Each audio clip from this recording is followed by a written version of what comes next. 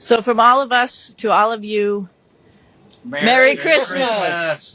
சர்வதேச விண்வெளி நிலையத்தில் பணியாற்றி வரும் நாசா விண்வெளி வீரர்கள் சுனிதா வில்லியம்ஸ் மற்றும் புட்சர் வில்மோர் ஆகியோர் சண்டா தொப்பிகள் அணிந்து கிறிஸ்துமஸை கொண்டாடிய நிகழ்வு சமூக ஊடகங்களில் பரபரப்பை ஏற்படுத்தியுள்ளது.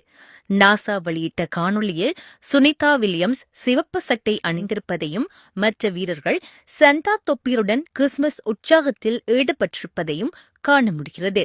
அதேவேளை இந்த காணொளி பலரிடையே கேள்விகளை எழுப்பியுள்ளது. 8 நாள் பயணமாக கடந்த ஜூன் மாதம் 5ஆம் தேதி விண்வெளிக்கு அனுப்பப்பட்ட இந்த வீரர்கள் தொழில்நுட்ப கோளாறு காரணமாக பல மாதங்களாக அங்கே தங்கியுள்ளனர். அவர்களை மீண்டும் பூமிக்கு அழைத்து வர நாசா அடுத்த ஆண்டு பிப்ரவரி மாதத்தில்தான் நடவடிக்கை எடுக்கும் என்று கூறியுள்ளது.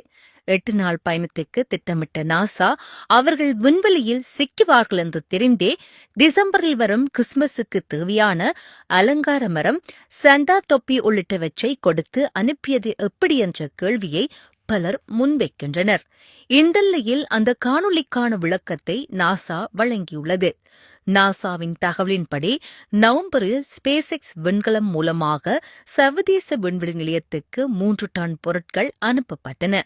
இதில் கிறிஸ்துமஸ் மரம், அலங்காரங்கள், பரிசுகள், வான்கோழி இறைச்சி, உருளைக்கிழங்கு, காய்கறிகள், பிஸ்கெட், குக்கிகள் உள்ளிட்ட சிறப்பு உணவுப் பொருட்களும் இடம்பெற்றன. மேலும் பணி சார்ந்த தொழில்நுட்ப பொருட்களும் அந்த விண்கலத்தில் அனுப்பப்பட்டதாக சர்வதேச ஊடகங்கள் தெரிவித்துள்ளன. இந்த நிகழ்வு விண்வெளியில் இருந்தாலும் உற்சவங்களை கொண்டாடுவதற்கான மனித முயற்சியின் சிறந்த உதாரணமாக பார்க்கப்படுவதாக சர்வதேச ஊடகங்கள் செய்தி வெளியிட்டுள்ளன.